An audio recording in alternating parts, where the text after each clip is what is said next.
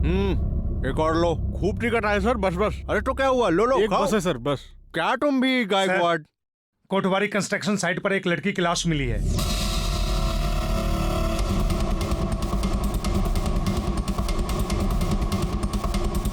Sir, dispute की वजह से ये साइट 4 महीने से बंद पड़ी है। फोन किसने किया था, पता लिया?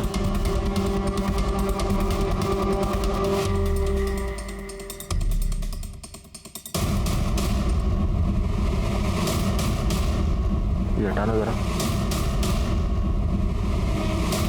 गले पर निशान भी है और सूजन भी। लगता है गला दबाकर मारा गया है। कपड़ों की हालत देखकर लगता है कि इसके साथ जबरदस्ती हुई है। सर, लाश की हालत देखकर तो लगता है मर्डर कम से कम 2 से 3 दिन पहले किया गया होगा।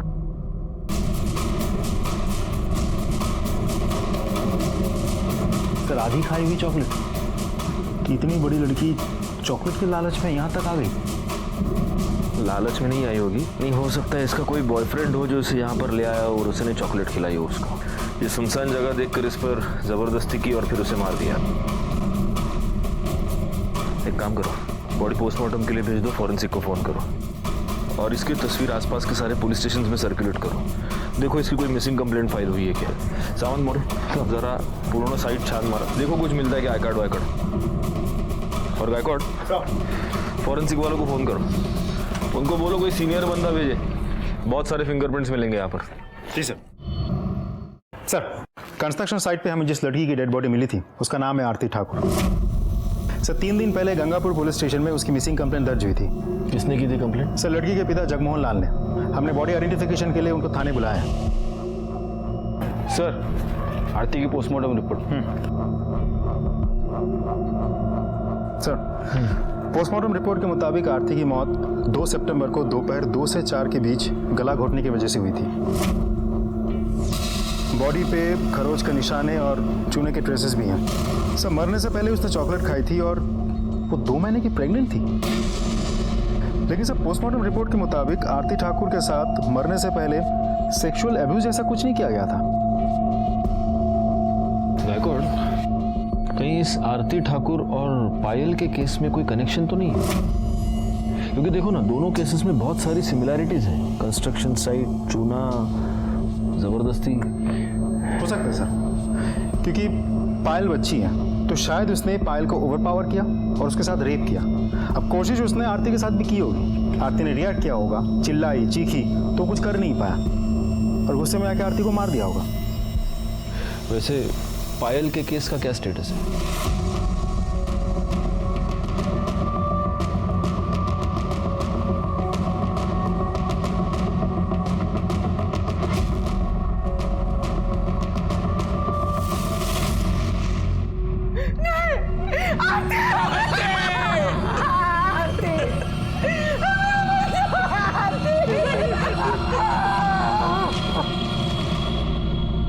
मेरे बच्चे को मेंटल प्रॉब्लम था। उसकी उम्र तो बढ़ गई थी लेकिन दिमाग नहीं। इकलौती बच्ची थी हमारी, बड़े प्यार से पाला था उसे, कभी बोझ नहीं समझा हमने। हमें पता था कि सारी उम्र हमें ही उसकी देखभाल करनी है, क्योंकि बाकी सारी लड़कियों की जैसी उसकी शादी कभी नहीं हो सकती थी। लेकिन अचानक एक दिन सामने से उसके लिए रिश्ता आया। देखिए, आपकी बेटी आरती हमारे बेटे मोहित के लिए एकदम परफेक्ट मैच है।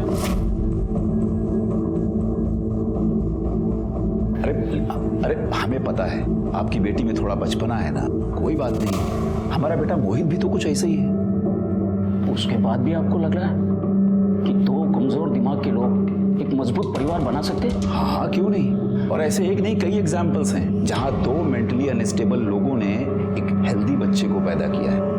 और ऐसा मैं नहीं कहता हूं, डॉक्टर्स का कहना है। एक बात तो आप मानेंगे, ये दोनों बच्चे आपस में एक दूसरे को जितना समझेंगे ना, उतना हम इन्हें नहीं समझ सकते। एक बार नॉर्मल इंसान को इनसे प्रॉब्लम हो सकती है, लेकिन इन दोनों को आपस में कभी कोई प्रॉब्लम नहीं होगी। हमने भी सोच लिया कि एक बार कोशिश करके देखें। और धर्मचंद जी कोई ऐसी वैसी तो हस्ती थी नहीं, बड़े बिजनेसमैन थे, बड़ी फैमिली थी उनकी, बड़ा बेटा, बड़ी बहू, पोतियां, दुनिया देखी थी उन्होंने, तो हमें लगा वो सही होंगे। तो आपने आरती की शादी करवा दी?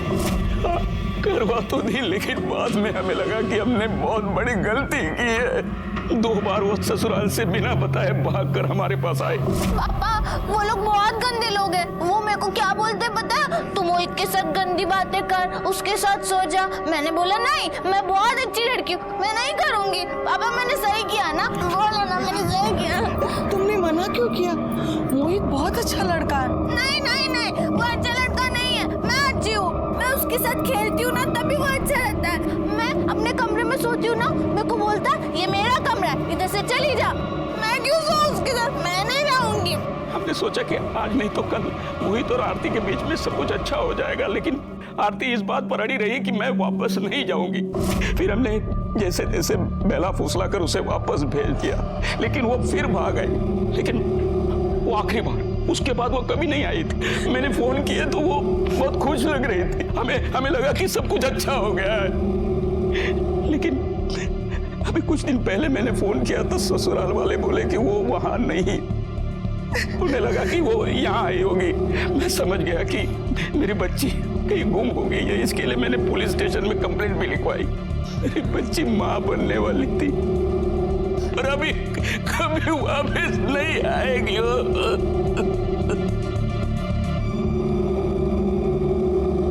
देखो तुम लोगों में से कोई भी इस लड़की को जानता है तो अब भी बता दो, बाद में मौका नहीं दूंगी। आखिरी मौका दे रही हूँ। मैडम हमें मालूम नहीं। मैडम मेरी बच्ची का रो रो के बुरा हाल, क्या करूँ कुछ समझ में नहीं आ रहा।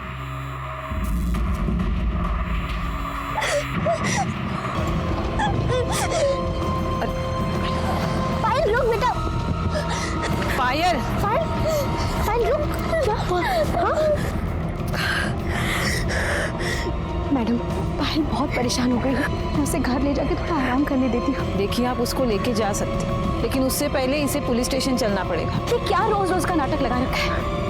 मेरी बच्ची के साथ गलत हुआ है, जिसने गलत किया उसे तो आप लोग पकड़ नहीं रहे, लेकिन हम लोग को रोज रोज हाजिरी लगानी पड़ रही है। देखिए ये प्रोसीजर चल पाए, आज इनका नाटक खत्म कर ही देते हैं। साहब बहुत हुआ साहब, हमें और जांच नहीं करवानी, हमें अपना केस वापस लेना है। केस वापस लेना है? हाँ साहब। हम उस आदमी को ढूंढने की कोशिश कर रहे हैं जिसने आपकी बच्ची के साथ। मेरी पायल अभी बहुत छोटी और उसे ऐसे गली गली घुमाना नहीं होगा सर। देखिए हमें ये करना पड़ रहा है क्योंकि हम उसे ढूंढने की कोशिश कर रहे हैं। क्या आप ये नहीं चाहते कि उसे सजा हो? साहब क्या फर्क पड़ जाएगा साहब, वो पकड़ा जाए, उसे सजा मिले ना मिले साहब। पहले भी साहब इसकी शादी नहीं होने वाली थी, अब तो इतनी बदनामी हो गई है कि अब तो हो ही नहीं सकती ना उसकी शादी साहब। नहीं साहब, बच्ची है साहब, भूल जाएगी साहब, वो भूल जाएगी साहब। भूल जाएगी?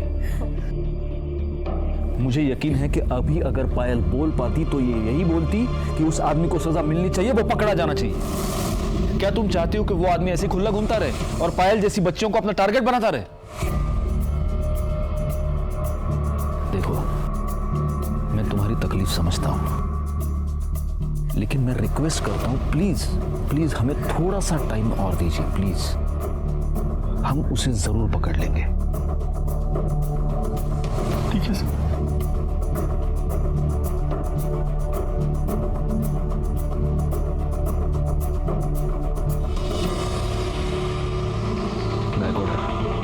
जल्दी से जल्दी ये केस सॉल्व करना है। लेकिन सर कैसे? कोई लीड, कोई क्लू हाथ ही नहीं लग रहा है, कैसे सॉल्व करें सर? मिलेगा मिलेगा, कोई ना कोई क्लू तो जरूर मिलेगा।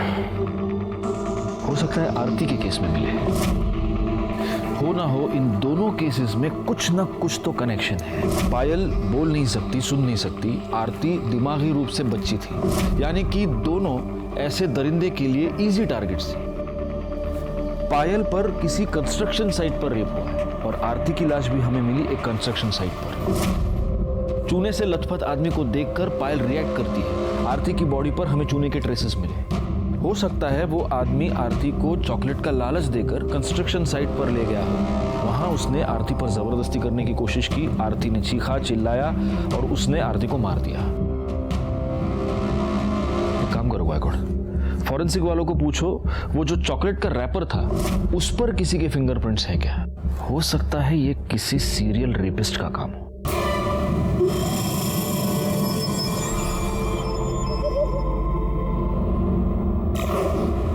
आपको ऐसे नहीं लगता कि आपके बेटे का घर बसाने की आपकी इच्छा ने ही आरती की जान ले ली?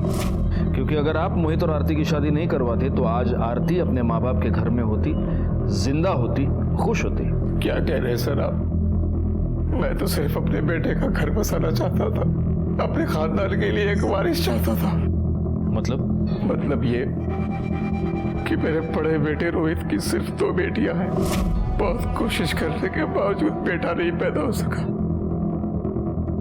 और मेरे पास मोहित की शादी करवाने के अलावा और कोई चारा नहीं था। अपने खानदान के लिए वारिस की चाहत रखना कौन सा गुनाह है? और आपके प्लानिंग के मुताबिक आरती आराम से आपके घर में एडजस्ट हो गई? हाँ सर। हाँ साहब, यहाँ वो बहुत खुश थी। इतनी खुश थी कि 2 बार बिना बताए अपने मायके भाग गई। सर वो तो शुरू में नॉर्मल लड़कियों को भी एडजस्ट होने में टाइम तो लगता है ना सर। वो तो फिर भी मेंटली अनस्टेबल थी। एनीवे, मोहित कहाँ है? उसको बुलाइए।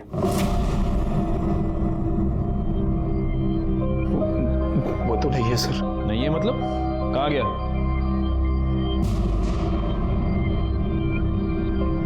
क्या हुआ? आप सब लोग ऐसे चुप क्यों हैं? कहाँ गया मोहित? हाँ?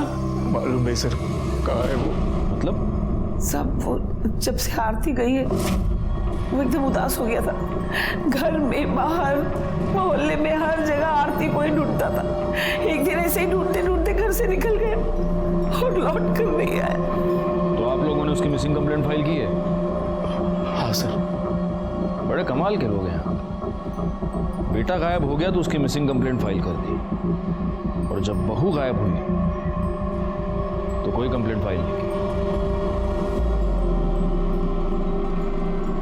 पायल रेप केस डेड एंड पर पहुंच चुका था और आरती के केस में भी हमारे हाथ कुछ नहीं लग रहा था। जहां पर आरती की डेड बॉडी मिली थी वहां पर कोई सबूत, कोई गवाह नहीं था, और जहां पर पायल रहती थी उसके पास वाली कंस्ट्रक्शन साइट पर 50 से 60 मजदूर काम करते थे।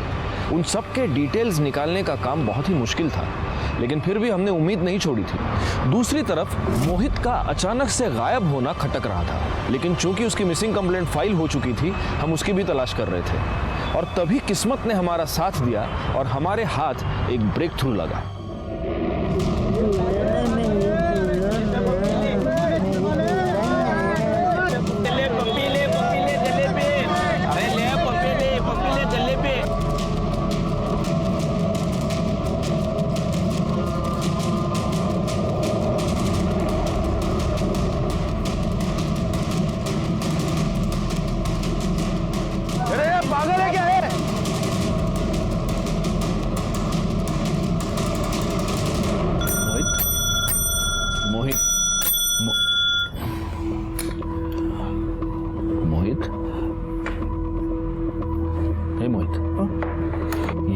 ये गायकवाड़ अंकल है ना, इन्होंने तुम्हें पहचान लिया।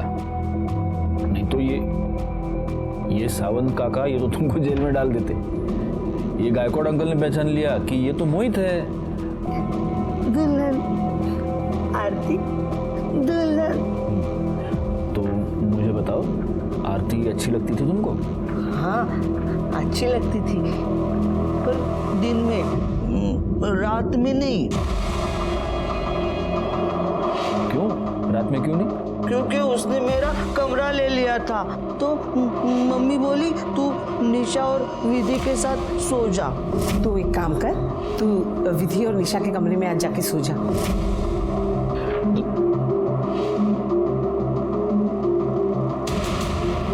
मतलब उस दिन के बाद तुम और आरती उस कमरे में साथ में कभी नहीं सोए? लेकिन वो हर रात ना खेल खेलती थी किसी और के साथ। ये खेल बहुत अच्छा है, मुझे बहुत मजा आता है। खेल? किसके साथ? वो मुझे नहीं पता। एक दिन मैं देखने के लिए गया तो मम्मी ने मुझे रोक दिया, बोली तू खेल में डिस्टर्ब मत कर। तू यहाँ क्या कर रहा है इस समय? मम्मी मुझे अंदर जाना है, अंदर आरती किसी के साथ खेल रही है और वो बहुत खुश है। मुझे अंदर जाना है मम्मी, मुझे अंदर जाना है। खोलो ना दरवाजा मम्मी। खुलवा के खोलो ना, जल्दी खोलो ना।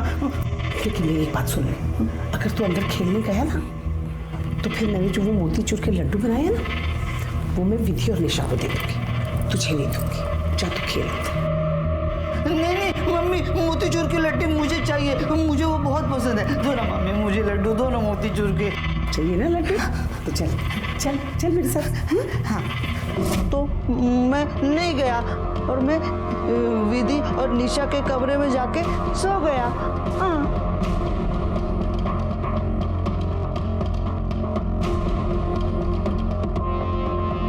गायकवाड़, खेल समझ रहे हो गायकवाड़?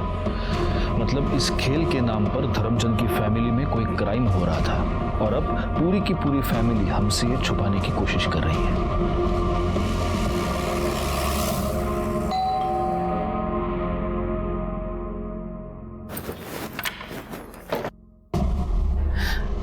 मोहित, मोहित मेरा बच्चा, कहाँ था बेटा तू? हाँ कहाँ था? कितनी चिंता हो रही थी हमें तेरी। मोहित बेटा कहाँ था तू? सारे घर को परेशान कर दिया तूने, इन लोगों को भी परेशान कर दिया। Thank you sir, thank you so much, बहुत बहुत धन्यवाद आप लोगों का। वैसे ये कहाँ मिला आप लोगों को? सबसे पहले आप हमें ये बात बताइए कि आरती के साथ उसके कमरे में हर रात कौन होता था? क्या हुआ? आप लोग चुप क्यों हैं? जवाब दीजिए। क्योंकि मोहित ने हमें यह बताया है कि वो आरती के साथ एक बेड में कभी सोया ही नहीं। कौन होता था उसके साथ? अरे साहब, ये तो कुछ भी बोलता है, खाली दिखने में बड़ा है, दिमाग तो इसका 10 साल के बच्चे जैसा है, कुछ भी बोलता रहता है ये। अच्छा, धर्मचंद जी, आपको वारिस चाहिए था, तो जब आपको लगा कि मोहित लायक नहीं है तो आपने रोहित को भेज दिया आरती के साथ, है ना? सर अगर रोहित किसी लायक होता ना तो मुझे मोहित की शादी करवानी ही नहीं पड़ती। डॉक्टर ने साफ कह दिया था कि लड़का पैदा करना इसके बस की बात ही नहीं है।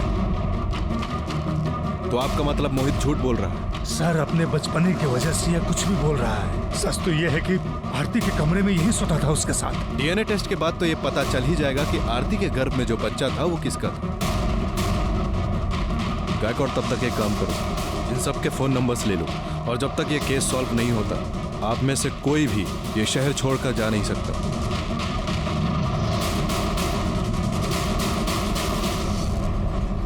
गायकवाड़, इस मोहित की मेंटल कंडीशन ऐसी नहीं है कि वो कोई प्लानिंग व्लानिंग कर सके। जरूर ये घर वाले हमसे कुछ छुपा रहे हैं। मतलब मोहित ने आरती के साथ कुछ नहीं किया और रोहित को सिर्फ बेटियां हैं, वो बेटा पैदा नहीं कर पाया। तो कहीं ऐसा तो नहीं कि बेटे के लालच में इस धर्मचंद ने ही आरती को प्रेग्नेंट कर दिया हो या किसी और से करवाया हो? तो आपका मतलब है कि आरती को प्रेग्नेंट करने के लिए उसने किसी को पैसे दिए होंगे? हो सकता है। एनीवे, देखते हैं कि मोहित के डीएनए रिपोर्ट में क्या निकलता है। तब तक एक काम करना, इन सब की मोबाइल लोकेशन निकालो और ये चेक करो कि जब आरती का मर्डर हुआ तब इनमें से कोई उस कंस्ट्रक्शन साइट के पास था क्या? यस सर, पायल के घर के पास जहाँ वो खेलती है वहाँ पर एक घर का रेनोवेशन चल रहा है। सर वहाँ पे एक मजदूर है, प्रफुल्ल, वो पिछले 1 महीने से काम पे नहीं आ रहा है और उसका फोन भी स्विच ऑफ है। नहीं, लेकिन अगर वो 1 महीने से काम पर नहीं आ रहा है तो ये बात हमें पहले पता नहीं चली। सर अब तक हम कंस्ट्रक्शन साइट देख रहे थे, घर का रेनोवेशन हमने कंसिडर ही नहीं किया। मम्मी,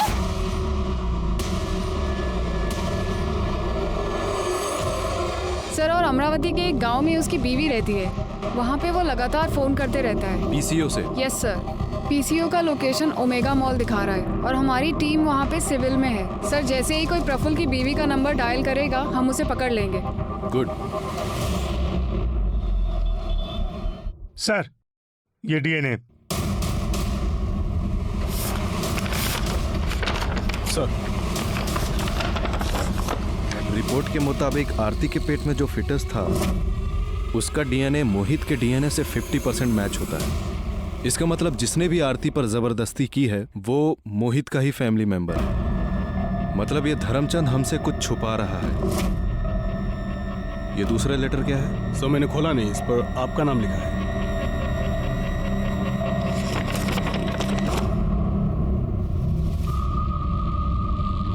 गायकवाड़, सबसे पहले तो हमें इसे चलकर मिलना होगा। नमस्ते। आपने इस लेटर में जो कुछ भी लिखा है, क्या यह सच है? जी सर, इसमें लिखी हुई हर एक बात सच है। मेरे ससुर हर किसी को दबा के रखना चाहते हैं और सिर्फ उनके हिसाब से यूज करने की चीज है बस, फिर चाहे वो घर का वारिस ही पैदा करना क्यों ना हो। जब मेरी 2 बेटियां हुई तो उन्होंने मुझे और मेरे पति को बहुत गालियां दी और हमें फोर्स किया बेटा पैदा करने के लिए। लेकिन जब मैं प्रेग्नेंट नहीं हो पाई तो अरे रोहित, तुम इतनी आप इस वक्त मेरे कमरे में? आना पड़ा क्योंकि अब ये काम मुझे ही करना होगा। पहले भी 2 बेटे पैदा कर चुका हूँ, इस घर का वारिस भी मुझे ही पैदा करना होगा। आप ये नहीं कर सकते, मेरी बात को समझिए, आप ऐसा नहीं कर सकते। बात को समझने की कोशिश करो। मुझे अपने परिवार के लिए वारिस चाहिए और वो देना तुम्हारी जिम्मेदारी है। मुझे वारिस चाहिए। मेरी बात को समझिए, मुझे वारिस चाहिए। तो आपके पति ने कभी इस पर ऑब्जेक्शन नहीं लिया? नो सर, वो अपने पापा से बहुत डरते हैं, उनके सामने वो कुछ बोल नहीं पाते। और फिर उसके बाद से मेरे ससुर रोज रात को मेरा रेप करते थे। लेकिन फिर मैंने डिसाइड किया सर कि अब ये और मैं बर्दाश्त नहीं करूंगी। तो फिर क्या किया आपने? मैंने अपनी बच्चेदानी निकलवा दी। और उन्होंने आपको ये करने दिया? नहीं सर, सच बोलती तो नहीं करने देते। मैंने कहा कि डॉक्टर ने कहा इन्फेक्शन हुआ है, यूट्रस निकालना पड़ेगा। अब जब मैं उनके किसी काम की नहीं रही तब उन्होंने मोहित की शादी करने की सोची। कौन है तू?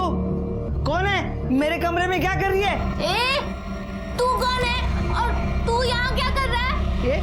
ये मेरा कमरा है, चल निकल इधर से। चल निकल। झूठे, जा, ये मेरा कमरा है, आंटी ने बोला। जा तू, जा। मुझे क्यों बोले? चल निकल मेरे कमरे से, निकल कमरे से मेरे, निकल पहले यहाँ से।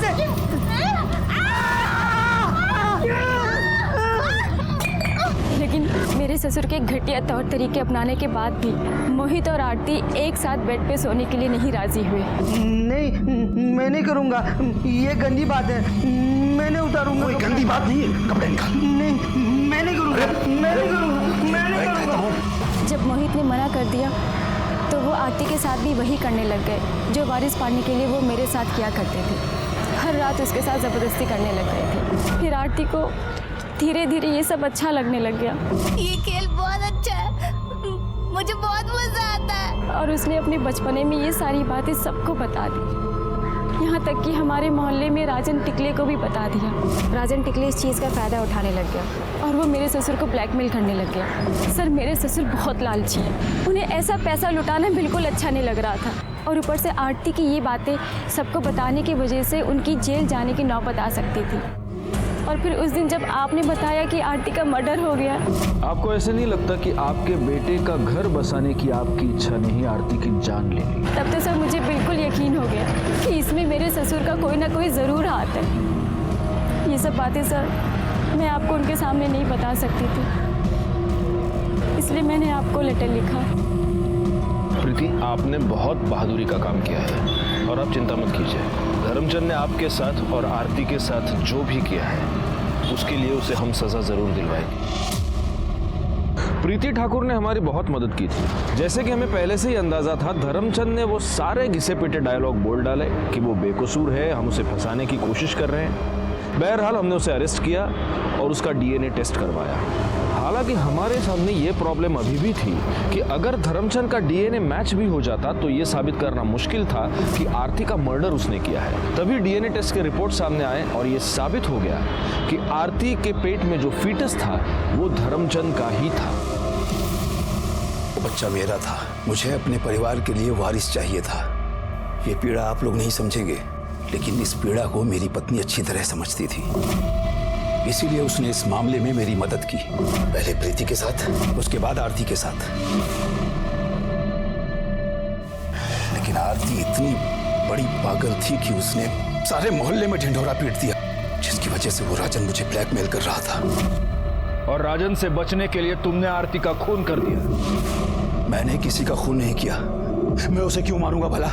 मुझे तो उससे वारिस चाहिए था, जो उसके जाने के बाद अब तो इम्पॉसिबल है। झूठ मत बोलना धर्मचंद, हमारे पास गवाह है। आपका गवाह झूठ बोल रहा है। और वैसे कौन है आपका गवाह? मेरी पत्नी, मेरा बेटा या उसकी पत्नी?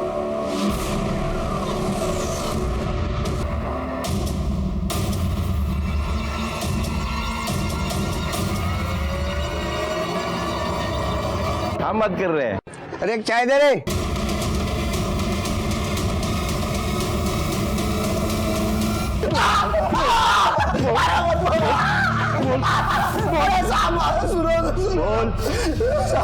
आप जिस लड़की के बारे में बोल रहे मैं उसे जानता भी नहीं साहब।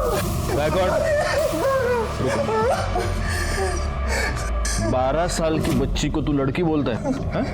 इसका डीएनए टेस्ट करवा। पायल के पेट में जो गर्भ मिला उसे मैच करके देखो। लेकिन तुझे मैं एक बात बता दूं, अगर तेरे डीएनए टेस्ट का रिपोर्ट पॉजिटिव आया तो उसके बाद गायकवाड़ तेरे को इतना मारेंगे कि तेरे 2 पैरों पे तू कभी जिंदगी में खड़ा नहीं हो पाएगा। इसलिए मेरी एक सलाह है कि जो भी है अभी सच बता दे। गायकवाड़ का गुस्सा बहुत खतरनाक है।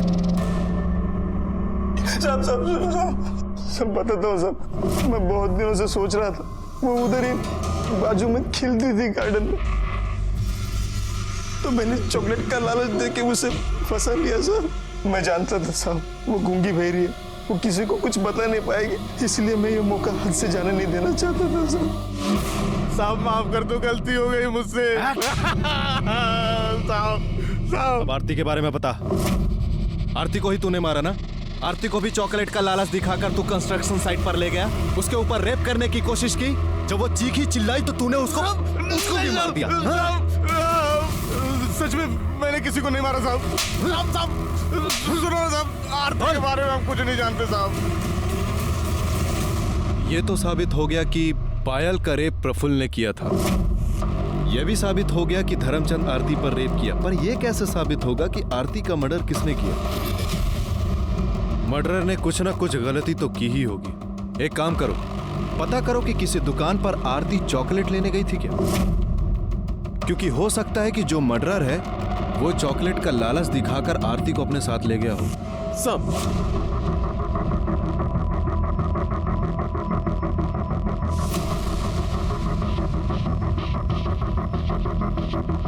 हाँ सर, आई थी। इसके साथ कौन था? ये आदमी था? ये नहीं था सर। ये नहीं सर। अब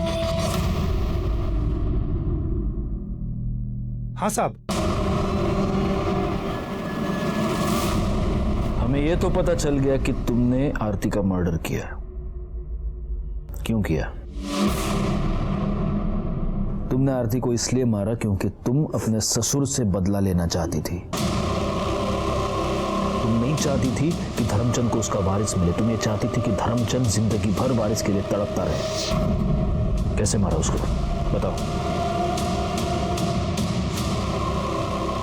उस दिन 2 सितंबर को मैं और आरती घर में अकेले थे। मैंने उसको ये लालच दिया कि मैं उसको उसकी फेवरेट चॉकलेट दिलाऊंगी और अपने साथ लेके चली गई। मुझे ये भी पता था कि कंस्ट्रक्शन साइट बहुत टाइम से बंद पड़ी है। मैंने उसको उसकी फेवरेट चॉकलेट दी और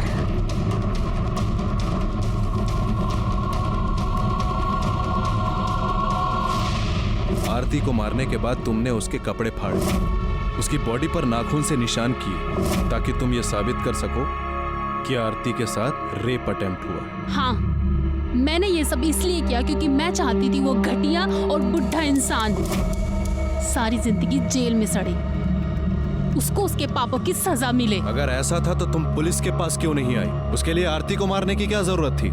लेकिन तुमने अपने आप को भगवान समझा और उस सारे चक्कर में तुमने एक मासूम लड़की की जान ले ली। हमारी ये थ्योरी गलत साबित हुई कि आरती और पायल के केस के बीच कोई कनेक्शन है। इन दो बच्चियों के बीच सिर्फ एक ही कनेक्शन था कि ये दोनों डिसेबल थी। ऐसे बच्चों के साथ हमें हमदर्दी होनी चाहिए, लेकिन यहाँ पर उन्हें शिकार बनाया गया। प्रफुल्ल ने पायल पर रेप किया और प्रीति ठाकुर ने आरती को धर्मचंद से बदला लेने का जरिया बनाया और धर्मचंद ने वारिस पाने का। जब तक ऐसे अमानवीय लोग हमारे समाज में हैं, ऐसे बच्चों के पेरेंट्स और गार्जियंस को सतर्क रहने की बहुत जरूरत है, क्योंकि ये बच्चे गुनाह की दस्तक को समझ नहीं पाते, उसे आपको समझना है। मैं सीनियर इंस्पेक्टर राजेश यादव आपसे विदा लेता हूं। दोबारा मिलूंगा, तब तक सतर्क रहिए और देखते रहिए क्राइम पेट्रोल दस्तक, क्योंकि मकसद बताना नहीं, बचाना है।